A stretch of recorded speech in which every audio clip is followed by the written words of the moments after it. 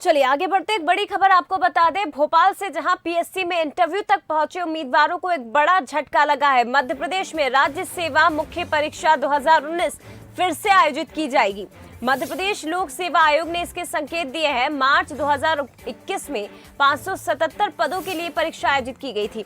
नतीजे भी आ चुके हैं, रिजल्ट आ चुका है और जो अभ्यर्थी इंटरव्यू तक पहुंचे थे उन्हें एक बड़ा झटका लगा है। 1918 अभ्यर्थी इंटरव्यू में शामिल होने का इंतजार कर रहे थे।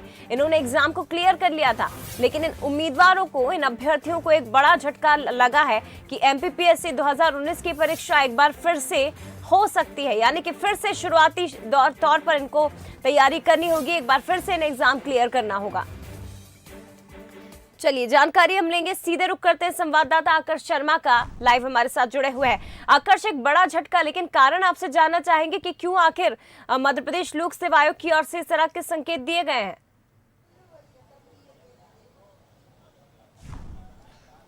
जी, आपने सही कहा, स्टूडेंटों के लिए बड़ा झटका है जो इसमें चयनित हो चुके थे। 1918 बच्चे जो हैं वो शॉर्टलिस्ट किए गए थे, सिर्फ इंटरव्यू का वो इंतजार कर रहे थे। लेकिन हमें कुछ दिन पूर्व में जाना पड़ेगा। जिस तरीके से आपने कहा कि कारण क्यों, क्योंकि हाईकोर्ट जो आरक्षण को लेकर पूरा मामला चल रहा है, अटका हुआ है और एमपीपीएससी ने बाकायदा एक लेटर भी लिखा था कि हमारी कुछ परीक्षाएं हो चुकी हैं, उसको लेकर आप शिथिल कर दीजिए पूरे आदेश को। लेकिन हाईकोर्ट ने फटकार लगाते हुए कहा था कि अभी पूरा मामला पेंडिंग में चल रहा है और सुप्रीम कोर्ट ने निर्देश दिए हैं कि जल्द से जल्द डे टू डे इसकी हियरिंग की जाए और जल्द से जल्द इस पूरे आरक्षण के मामले को फैसला सुनाया जाए।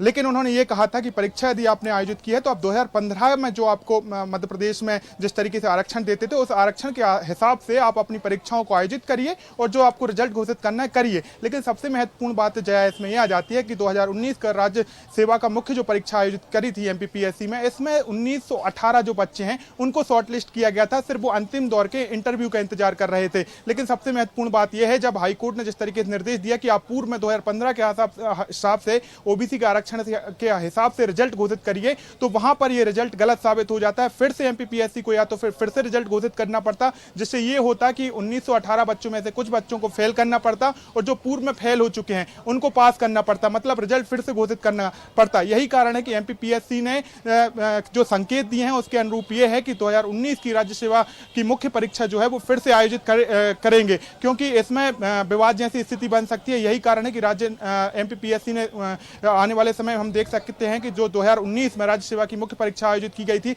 उसको फिर से किया जाए। 10,000 बच्चों के लिए खुशखबरी है, लेकिन उन 2,000 करीब बच्चों के लिए जरूर एक झटका है जो सिर्फ और सिर्फ इंटरव्यू का इंतजार कर रहे थे और इंटरव्यू के बाद जॉब का इंतजार कर रहे थे। जया, बिल्कुल, तमाम मेहनत पे एक तरह से पानी फेरना ही इसे आकर्ष कहा जाएगा, क्योंकि एग्जाम क्लियर किया जा चुका था, इंटरव्यू का इंतजार ये अभ्यर्थी कर रहे थे।